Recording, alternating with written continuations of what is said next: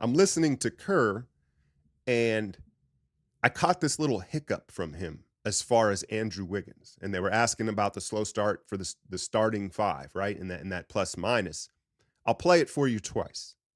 First, he's talking Draymond, and then he starts to say something, it appears, about Andrew Wiggins, and he kind of catches himself.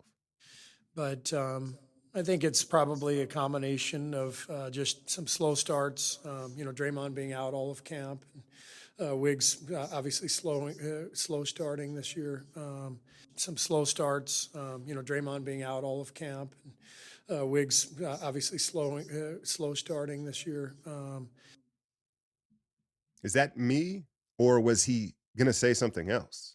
Obviously, Wiggs with his it sounded like he was saying his rehab or something, and he kind of just caught himself and then just coach talk.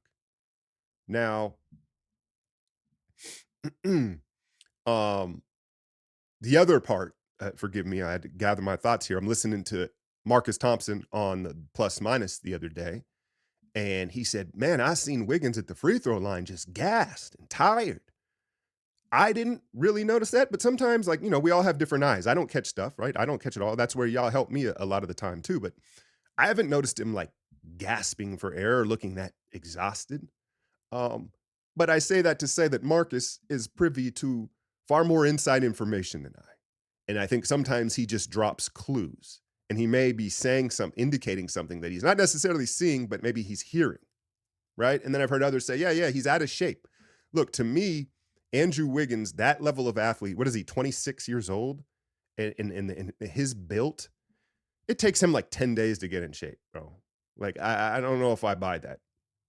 Now, the other speculation was the rib injury from a year ago, which I kind of forgot was in the Sacramento series. He hurt his rib, and people are saying that that's an issue. Now, remember, he didn't play for this Canada team this summer, which was kind of weird when you consider that they had all hands on deck, right? The team Canada is very proud, and they got knocked out quicker than we did. But yeah, that was kind of weird. I thought he was going to play for them, so maybe that rib injury is lingering and that's why he's not finishing well. And I mean, a rib or a back is going to fuck up your whole game. I don't got to explain that to you, but any type of extension.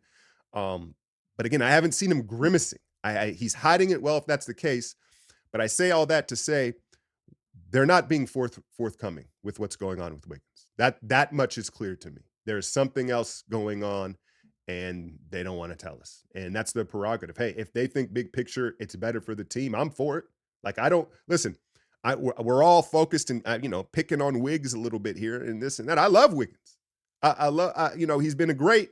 And I heard someone say like he didn't deserve the contract. He absolutely deserved the contract after that championship run. And that you want to go down the gauntlet of guys he guarded on the way to that, go do it. So like I'm not here to hate on Wiggs. I wish him all the best. I want him a part of this. I think he's a great fit. But when you are a key cog and you've had this drastic of a fall off, it's got to be discussed, right? It's got to be discussed.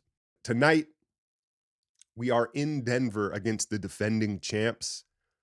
Load management, baby. Jamal Murray. They said he has a tight hammy. You can't play with the hammy, so I don't know if that's real or not. But he's out. I heard that Draymond is questionable for the game. I'm not sure. That would obviously greatly impact what we could do with Jokic, right?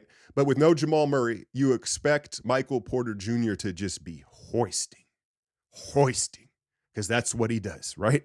But how do you? Because they're not going to run as much pick and roll. Now you're going to just see a ton of handoff actions without Jamal Murray. And how do you defend that? And Porter Jr. is he's 7 foot. You don't contest him at the top of his shot.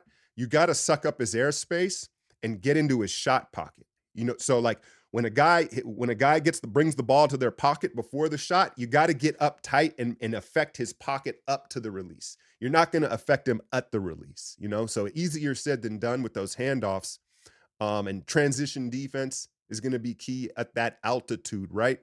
I think that Dario could play a really important role in that pick and pop game with Jokic, right? And trying to drag Jokic out of the paint, and he's going to have that all day. If Saric, dang it, is going to hit 4 or 5 threes maybe in this one and really give us a shot. But hopefully we bring our A game and try to make a statement against the champs.